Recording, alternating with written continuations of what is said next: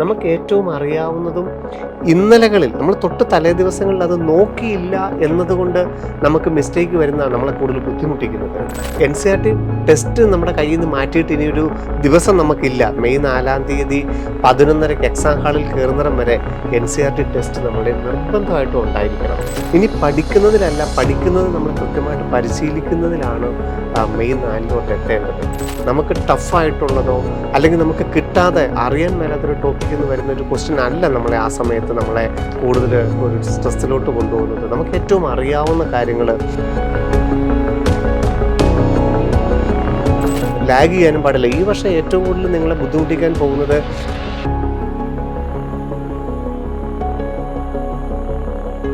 നമുക്ക് നെഗറ്റീവുകൾ കൂടുന്നു, അതിനൊക്കെ എന്തെങ്കിലും ചെയ്യേണ്ടത് അതൊന്നും ഇപ്പോഴല്ല സമയം. ഇപ്പം നമ്മൾ ടൈം മാനേജ്മെൻറ്റ് പഠിക്കേണ്ട സമയമാണ്. നമുക്കൊന്ന് തിരിഞ്ഞ് റിവൈസ് ചെയ്ത് നോക്കാം. 2024 മുതൽ ക്വസ്റ്റ്യൻ ആണെങ്കിൽ അല്ലെ 23 ക്വസ്റ്റ്യൻ ആണെങ്കിൽ ഞാൻ എന്തായിരുന്നു കഴിഞ്ഞ 30 ദിവസം പഠിക്കേണ്ടിയിരുന്നത്, എന്ത് പഠിച്ചാലാണ്, ഏത് രീതിയിൽ പഠിച്ചാലാണ് എനിക്ക് എൻ്റെ ടാർഗറ്റിലോട്ട് എത്താൻ പറ്റുമെന്നുള്ളത് ഒന്ന് ഫോക്കസ് ചെയ്യാൻ സാധിച്ചാൽ, സ്വന്തമായിട്ട് ചോദ്യങ്ങൾ ക്രിയേറ്റ് ചെയ്യാൻ സാധിച്ചാൽ ഏറ്റവും നല്ല ടൈമാണ് ഈ 30 ദിവസം.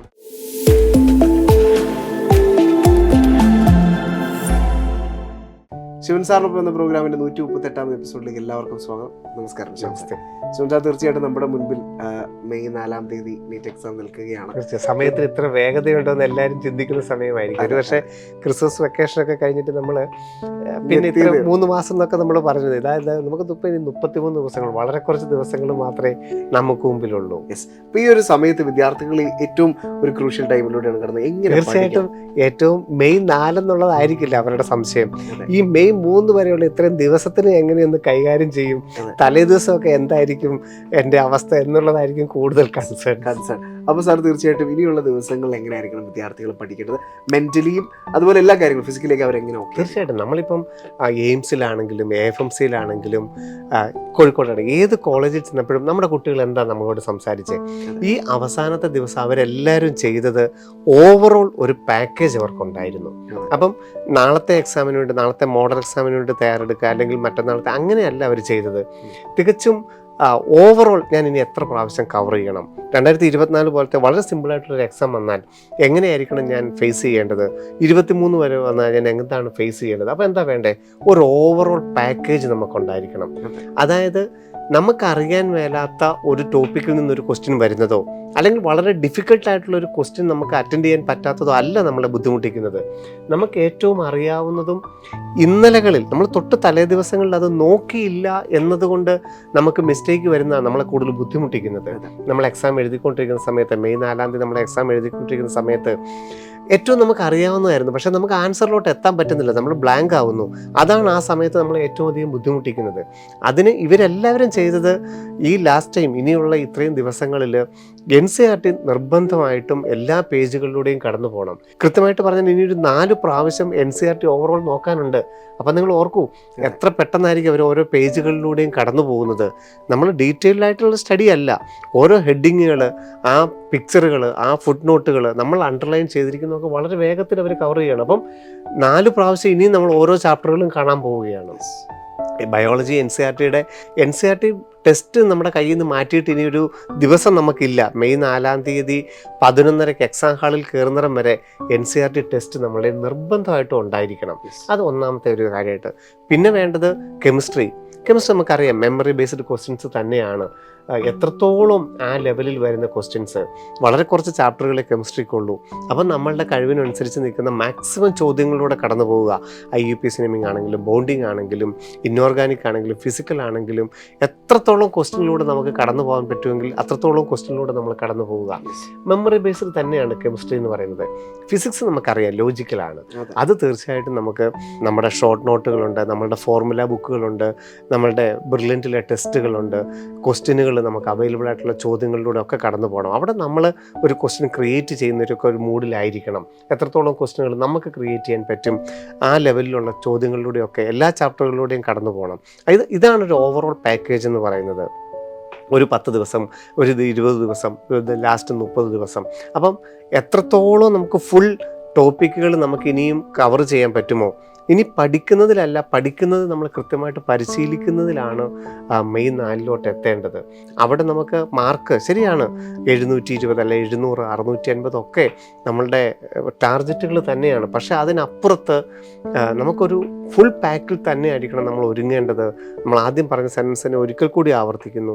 നമുക്ക് ടഫായിട്ടുള്ളതോ അല്ലെങ്കിൽ നമുക്ക് കിട്ടാതെ അറിയാൻ മേലാത്തൊരു ടോപ്പിക്കിൽ നിന്ന് വരുന്ന ഒരു ക്വസ്റ്റ്യൻ അല്ല നമ്മളെ ആ സമയത്ത് നമ്മളെ കൂടുതൽ ഒരു സ്ട്രെസ്സിലോട്ട് കൊണ്ടുപോകുന്നത്. നമുക്ക് ഏറ്റവും അറിയാവുന്ന കാര്യങ്ങൾ ഇന്നലെ തൊട്ട് തലേ ദിവസങ്ങളിൽ നോക്കിയില്ല എന്നുള്ള കാരണം കൊണ്ടായിരിക്കാം നമുക്ക് അവിടെ ഒരു സ്ട്രെസ് ഫീൽ ചെയ്യുന്നത്. അതുകൊണ്ട് ഇനിയും ഒരു 4 പ്രാവശ്യമെങ്കിലും ഞാൻ ഓവറോൾ കവർ ചെയ്തിരിക്കുന്ന ഒരു പ്ലാനാണ് അവരെല്ലാം പറഞ്ഞത്, പ്ലസ് NCERT. സർ, ബ്രില്യൻറ്റിന്റെ ഫുൾ മോഡലുകൾ തുടങ്ങിയിരിക്കുകയാണ്. തീർച്ചയായിട്ടും ഇപ്പം ഈ ഓഡ് ഇവൻ ഇല്ല, ബ്രില്ലിലുള്ള എല്ലാ വിദ്യാർത്ഥികളും ഒരേ മോഡൽ എക്സാം എഴുതുകയാണ്. നീറ്റ് എക്സാമിൻ്റെ അതേ ടൈമിങ്ങിൽ അതേ പാറ്റേണിൽ എക്സാക്ട്ലി ഇനിയുള്ള എല്ലാ ദിവസങ്ങളിലും നീറ്റ് എക്സാം തന്നെയാണ്. നമ്മൾ എക്സാക്ട്ലി അത് പറയുന്നതിൻ്റെ റിയാലിറ്റിയിലോട്ട് എത്തിയിരിക്കുകയാണ്. നമ്മുടെ സമയം ടൈമിംഗ് 2 to 5 എക്സാം എന്നുള്ള ടൈമിങ്, ക്വസ്റ്റ്യൻ പാറ്റേണുകൾ, ബ്രില്യൻറ്റിലുള്ള നീറ്റ് ആസ്പിറൻസ് ആയിട്ടുള്ള എല്ലാവരും, എല്ലാ റിപ്പീറ്റേഴ്സ് കുട്ടികളും, എല്ലാ ലോങ് ടൈം കുട്ടികളും, എല്ലാ റെസിഡൻഷ്യൽ ബാച്ചിലെ കുട്ടികളും ഫുൾ പാക്ഡ് ആണ് ഇനിയുള്ള ദിവസങ്ങളിൽ. അപ്പോൾ കേരളത്തിന്റെ നീറ്റ് മോഡൽ എക്സാം എന്ന വിളിപ്പേരുള്ള നമ്മുടെ മോഡൽ എക്സാമിലേക്ക് വിദ്യാർത്ഥികൾ പ്രവേശിക്കുമ്പോൾ ഏറ്റവും പ്രധാനമായി ശ്രദ്ധിക്കേണ്ടത് തീർച്ചയായിട്ടും ഇവിടെ 2 കാര്യങ്ങൾ ശ്രദ്ധിക്കാം. ഒന്ന്, നമ്മുടെ ഇപ്പം ശ്രീനാഥ് ശർമ്മയിലാണെങ്കിലും അല്ലെ അഭിഷേക് ആണെങ്കിലും ഇപ്പം ജാസ്മിനൊക്കെ ആണെങ്കിലും പറഞ്ഞത് ഇവിടെയാണ് അവർ ടാർഗറ്റ് സെറ്റ് ചെയ്തത്. അപ്പം നമ്മൾ എന്താണ് നമ്മളുടെ കപ്പാസിറ്റി, എത്രത്തോളം നമ്മൾ റിവൈസ് ചെയ്തു കഴിഞ്ഞിരിക്കുന്നു എന്നൊക്കെ നമുക്കറിയാം. ഇവിടെ ഇനി നമ്മൾ ഈ 720 എത്താനായിട്ടുള്ള അല്ലെങ്കിൽ 700 ടാർഗറ്റ് ഒക്കെ ചെയ്യാനുള്ള ഏറ്റവും മികച്ച അവസരങ്ങളാണ് ഈ ഉള്ള ദിവസങ്ങൾ. അപ്പം അത് മനസ്സിൽ കണ്ട് അത് പ്രാർത്ഥിച്ച് അതിനു വേണ്ടിയിട്ടുള്ളൊരു കഠിന പ്രയത്നം, അത് തീർച്ചയായിട്ടും ഇതാണ് നമുക്ക് റിയാലിറ്റി ടൈം. മാർക്കൊക്കെ നമുക്ക് ഒരു ലക്ഷ്യം വെച്ചുകൊണ്ട് മുന്നേറാനുള്ള സമയം. അതുപോലെ തന്നെ ബാക്കിയുള്ള കുട്ടികളെ സംബന്ധിച്ചുള്ളതാണെങ്കിലും ഏറ്റവും നന്നായിട്ട് തയ്യാറെടുക്കാനുള്ളൊരു സമയമാണ് ബ്രില്യൻറ്റ് മോഡൽ എക്സാം.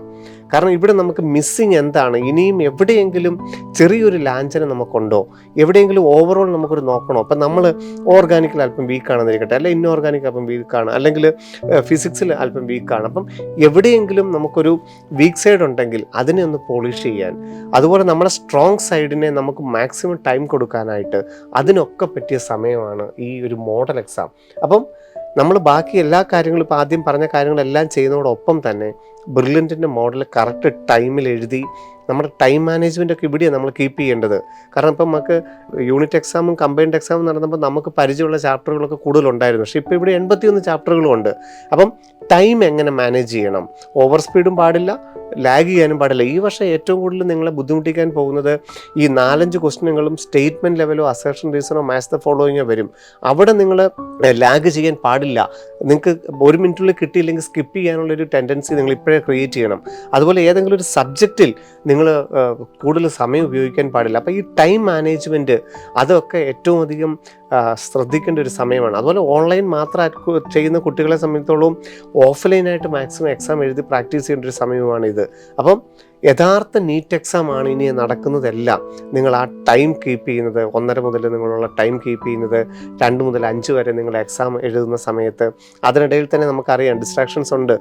ഇപ്പം നമ്മുടെ ഇൻവിജിലേറ്റേഴ്സ് അറ്റൻഡൻസ് ഷീറ്റ് വരാനായിട്ടും അതിനകത്ത് ഫോട്ടോ ഒട്ടിക്കാനായിട്ടും തമ്പ് ഇംപ്രഷൻ എടുക്കാനായിട്ടും ഒക്കെ നമ്മുടെ സമയം ചെയ്യുന്നുണ്ട്. അപ്പോൾ അതൊക്കെ നമ്മൾ മനസ്സിൽ കണ്ടുകൊണ്ട് നമ്മൾ യഥാർത്ഥ നീറ്റ് എക്സാമിനായിട്ട് ഹാളാണെന്ന് വിചാരിച്ച് തന്നെ നമ്മുടെ മോഡൽ എക്സാം എഴുതണം. ഇവിടെ സബ്ജക്റ്റിൽ നമുക്ക് എവിടെയെങ്കിലും മിസ്സിങ് വരുന്നുണ്ടെങ്കിൽ തീർച്ചയായിട്ടും ആ സബ്ജക്റ്റായിട്ട് നമ്മൾ പഠിക്കണം. കാരണം ബാക്കിയുള്ള എല്ലാ പഠനവും ഓവറോളാണ് നമ്മൾ പഠിക്കുന്നത്. സബ്ജക്റ്റിൽ മിസ്സിങ് വരുന്നുണ്ടെങ്കിൽ നമുക്ക് അറിയാവുന്നതായിരുന്നു, പക്ഷേ കിട്ടുന്നില്ല, എല്ലാം തെറ്റിപ്പോകുന്നു.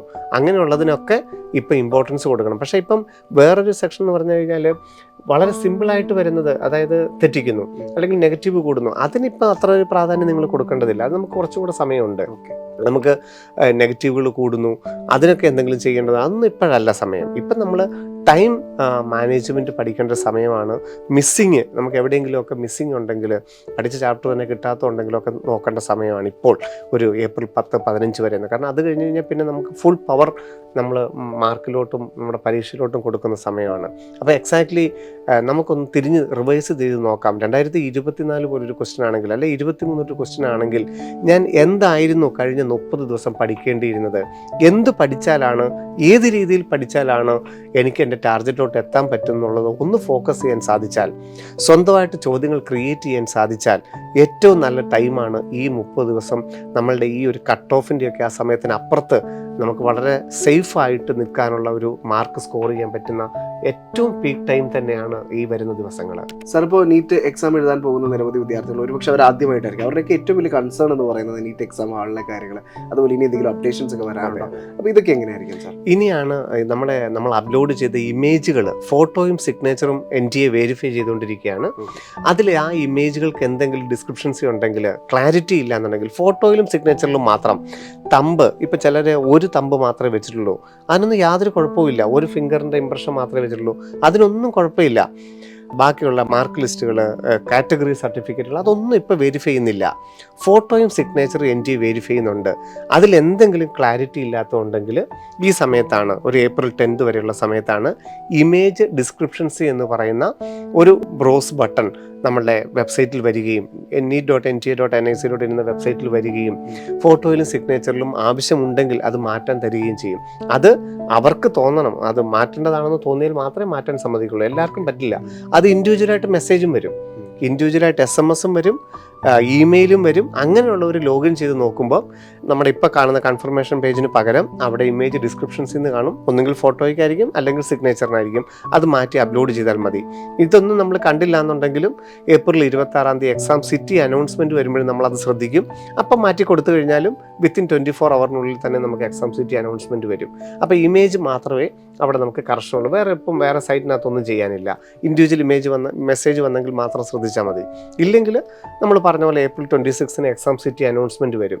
അപ്പം നമുക്ക് എന്താ ഉറപ്പായത്? നമ്മുടെ ആപ്ലിക്കേഷൻ എല്ലാം കംപ്ലീറ്റ് ആയിരുന്നു, കറക്റ്റ് ആയിരുന്നു എന്നുള്ളത് എങ്ങനെ ഉറപ്പിക്കാൻ പറ്റുക? 26 എക്സാം സിറ്റി അനൗൺസ്മെൻറ്റിൻ്റെ സ്ലിപ്പ് ഡൗൺലോഡ് ചെയ്യുമ്പോഴാണ്. അത് സൂക്ഷിച്ച് വെക്കേണ്ടതൊന്നുമല്ല. May 4 എക്സാം ആണെന്നും ഇന്ന ജില്ലയിൽ വെച്ചാണ് എക്സാം എന്നുള്ളൊരു അറിയിപ്പ് മാത്രമാണ്. അഡ്മിറ്റ് കാർഡ് May 1 വരുള്ളൂ. May 1 മുതൽ നമുക്ക് വെബ്സൈറ്റിൽ നിന്ന് അഡ്മിറ്റ് കാർഡ് ഡൗൺലോഡ് ചെയ്യാം. പിന്നെ നമ്മൾ ഈ പറഞ്ഞ പോലെ തന്നെ എക്സാം സെൻറ്റർ എവിടെയാണ്, ഏത് സ്കൂളിലാണ്, ആ സ്കൂളിൻ്റെ അഡ്രസ്സൊക്കെ നമുക്ക് അഡ്മിറ്റ് കാർഡിൽ നിന്ന് ലഭിക്കും. അപ്പം നമുക്ക് വീട്ടിൽ നിന്ന് എത്ര സമയം വേണം എക്സാം ഹാളിൽ പോകാൻ? കാരണം 1:30 ഗേറ്റ് ക്ലോസിംഗ് ടൈം. ഒരു 11 അല്ലെങ്കിൽ 11:30 എക്സാം ഹാളിൽ എത്തണം. അത്യാവശ്യം ചെറിയ ആഹാരമൊക്കെ കഴിച്ച്, ചെറിയതായിട്ട് വെള്ളമൊക്കെ കുടിച്ച്, വാഷ്റൂമൊക്കെ ഉപയോഗിച്ച് ഏറ്റവും ഹെൽത്തി ആയിട്ട് വേണം നമ്മൾ ആ ലൈൻ നിൽക്കുകയാണ്, നമ്മളെ ആദ്യത്തെ മെറ്റൽ ഡിറ്റക്ടറിലോട്ട് കടന്നു പോകാനുള്ള ലൈൻ നിൽക്കുകയാണ്. അപ്പം അതിനു മുമ്പ് അത്യാവശ്യം വേണമെങ്കിൽ കയറുന്നതിന് മുമ്പ് ചോക്ലേറ്റോ ഒക്കെ കഴിച്ച് നമ്മൾ നല്ല റെഡി ആവുക. അഡ്മിറ്റ് കാർഡും വാലിഡ് ID പ്രൂഫും ഫോട്ടോയുമാണ് നമുക്ക് കൊണ്ടുപോകേണ്ടത്. അതൊക്കെ നിങ്ങൾക്കറിയാം. ബാക്കി നമ്മുടെ എക്സാം ഹാളിനെ കുറിച്ചുള്ള ഡീറ്റെയിൽസൊക്കെ നമ്മൾ എക്സാം ഹാളായിട്ട് തന്നെ നമ്മൾ ഡീറ്റെയിലായിട്ട് നൽകുന്നുണ്ട്.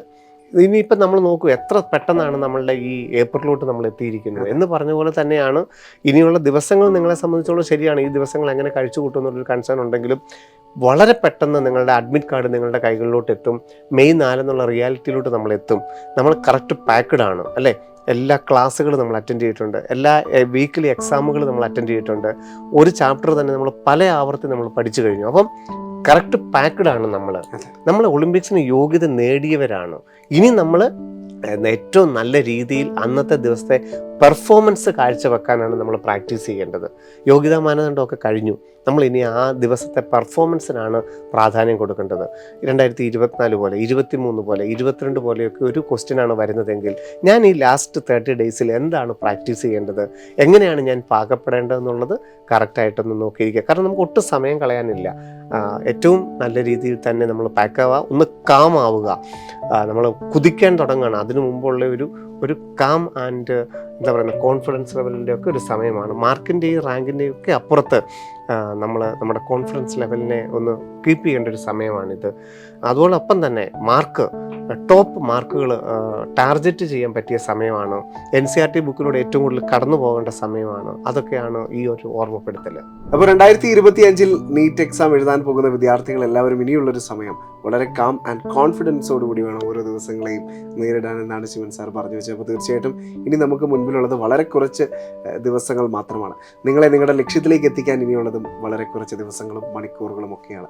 അപ്പോൾ ആത്മാർത്ഥമായി പഠിച്ച് നമ്മൾ അധികം ടെൻഷനൊന്നും ആവാതെ നമ്മൾ പഠിച്ചത് കൂടി മറക്കാതിരിക്കാൻ ഏറ്റവും പ്രധാനമായിട്ടും എല്ലാവരും ശ്രദ്ധിക്കണം. അപ്പോൾ ഇനിയുള്ള തയ്യാറെടുപ്പുകൾ നിങ്ങളുടെ സ്വപ്നത്തിലേക്ക് എത്താൻ സാധിക്കട്ടെ എന്ന് എല്ലാവരെയും ആത്മാർത്ഥമായി ആശംസിക്കുന്നു. 2024, 2023, 2022 ഒക്കെ ഇതുപോലെ തന്നെയായിരുന്നു എല്ലാവരും എക്സാം ഹാളിലോട്ട് എത്തിയത്. അതിനേക്കാളൊക്കെ ഏറ്റവും മികച്ച രീതിയിൽ തന്നെയാണ് നിങ്ങളുടെ ഇതുവരെയുള്ള പെർഫോമൻസ്, ക്ലാസ്സുകളുടെ മോഡൽ എക്സാമുകളെല്ലാം ഏറ്റവും നല്ലൊരു പാക്കേജ് തന്നെയാണ് നമുക്ക് കുട്ടികൾക്ക് ലഭിച്ചിരിക്കുന്നത്. അപ്പോൾ ലോകമെമ്പാടും ഇരുന്ന് ഞങ്ങളെ കേട്ടുകൊണ്ടിരുന്ന എല്ലാ മാതാപിതാക്കൾക്കും ഹൃദയം നിറഞ്ഞ നന്ദി. നമസ്കാരം. Brilliant Study Center, India's #1 coaching center for NEET and JEE.